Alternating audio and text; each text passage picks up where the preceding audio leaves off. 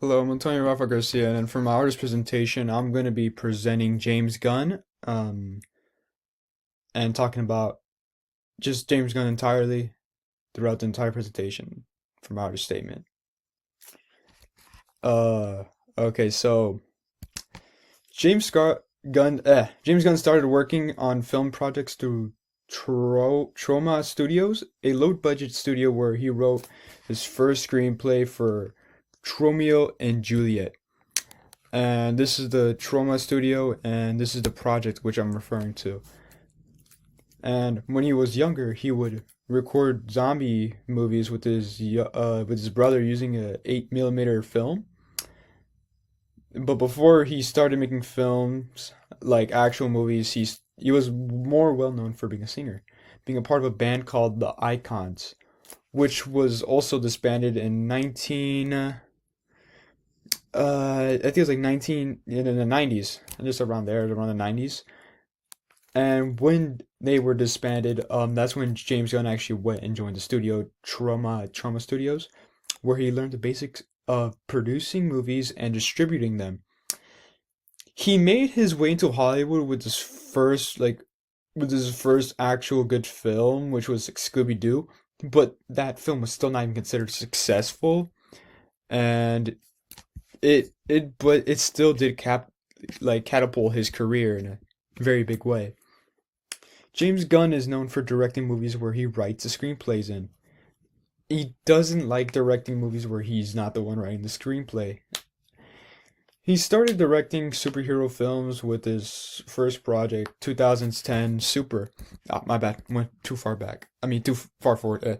But with this one of his first superhero films, Super, which he wrote back in 2020, but was able to produce and distribute it in 2010. Around this time, the MCU Marvel Cinematic Universe was being created, which then allowed him to direct the Guardians of the Galaxy films. He was able to. Oh, my bad. Sorry. There you go. There's a picture of the Guardians of the Galaxy. But he was able to gain the ability of directing Guardians of the Galaxy through connections he had made in Hollywood. Not connections, my bad, my bad. Oh my God, I wish I could go back. Anyways, he got that role due to his previous movies where he had darker human and humor on previous projects. In this project, we see James Gunn use his talents of screenwriting by making a story that comes together at the end, still having unique characters while using the humor he was known for and not overdoing comedy. This movie was important as it showed people James Gunn's skills with storytelling and having films with deeper meanings, while still having the comedy balanced. He will then later direct more Guardians of the Galaxy projects, making a trilogy for the franchise. James Gunn loved working with Marvel as he had creative freedom and was able to express his ideas the way he intended it to. Gunn ended his story with the MCU though, with with the Guardians of the Galaxy 3 concluding the trilogy that he has started. James Gunn unfortunately ran into trouble with old controversial tweets that resurfaced from 2018. I mean, in 2018, my bad. Which then later led to Disney firing James Gunn, putting him to the lowest point of his career. This also made James Gunn think his career was over, as it almost was.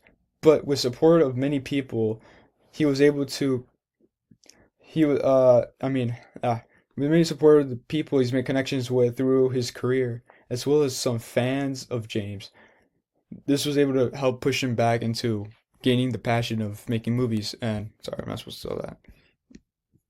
And one of these people was Batista, and that's why I have a picture of him in the slides, as he's one of the more famous people, as he came out saying that he was thinking of leaving Marvel due to the treatment of James Gunn.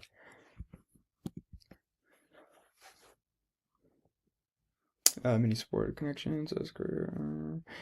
Although this looked like a career-ending incident. It actually shifted James Gunn's career as Warner Brothers then contacted James Gunn to direct their projects. This later revitalized the Suicide Squad franchise, which he was able to successfully save. And that's the franchise, and that's Warner Brothers, as they were the ones that contacted him. Sorry, I forgot to show the tweets as well.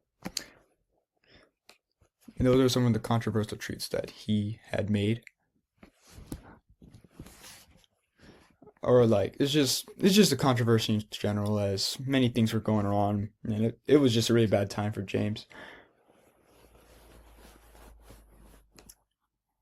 But being able to like switch from the MCU to the DCU was probably even better, as he actually gave him more creative freedom, especially since with his first work, The Suicide Squad, the remade version, he was able to actually gain the trust of like the higher ups, and actually they were willing to give James Gunn the creative freedom that they weren't really giving Zack Snyder, from what I remember. And that's honestly good that they're able to learn from their mistakes and change basically how it was going. And that's really just my whole presentation. I feel like it's way too long, but I hope you all enjoyed it.